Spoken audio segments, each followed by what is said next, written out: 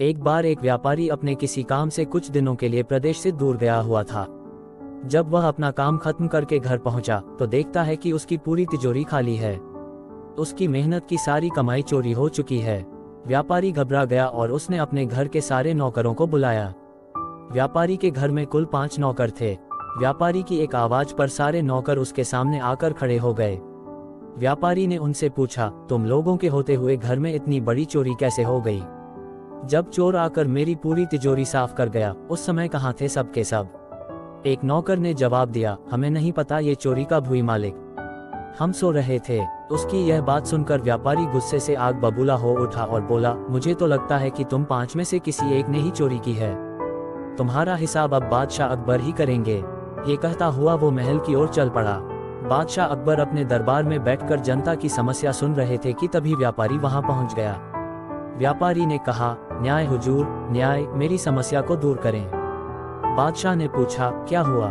कौन हो तुम और क्या है तुम्हारी समस्या? व्यापारी बोला, मैं आप ही के राज्य में रहने वाला एक व्यापारी हूँ महाराज। एक जरूरी काम से कुछ दिनों के लिए प्रदेश से बाहर गया था। जब वापस आया तो मेरी सारी तिजोरी लुट चुकी थी। मैं बर्बाद हो गया हुजूर, मेरी मदद करें। ये सुनकर बादशाह ने व्यापारी से कुछ सवाल पूछे, जैसे कितना सामान चोरी हुआ, क्या उसे किसी पर शक है आदि। सवालों के जवाब मिलने के बाद अकबर ने व्यापारी का मामला बीरबल को सौंप दिया और कहा कि असली चोर को पकड़ने में बीरबल उसकी मदद करेंगे। अगले दिन बीरबल व्यापारी के घर पहुंचे। उन्होंने सभी नौकरों को बुलाया और उनसे पूछा कि चोरी की रात वो सभी कहाँ थे। सभी ने कहा कि वो व्यापारी के घर में ही रहते हैं और उस रात भी व्यापारी के घर में ही सो रहे थे। बीरबल ने उनकी बात मान ली और कहा, आप सभी को परेशान होने की जरूरत नहीं है।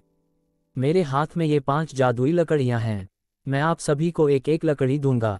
जो भी चोर होगा उसकी लकड़ी आज रात 2 इंच लंबी हो जाएगी और चोर पकड़ा जाएगा।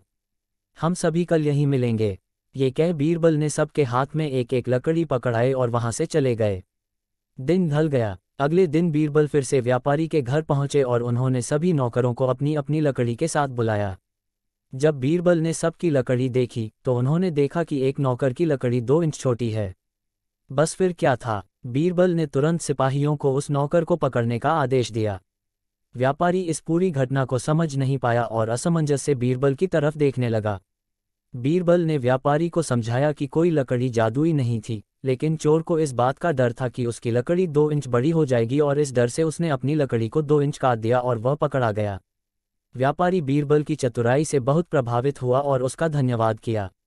सीख: गलत काम चाहे जितना भी चतुराई से किया जाए, लेकिन वो सभी की नज़रों में आ जाता है और उसका अंजाम हमेशा बुरा ही होता है। दोस्तों, आपको कहानी अच्छी लगी हो तो वीडियो को लाइक करें और चैनल को सब्सक्राइब करें।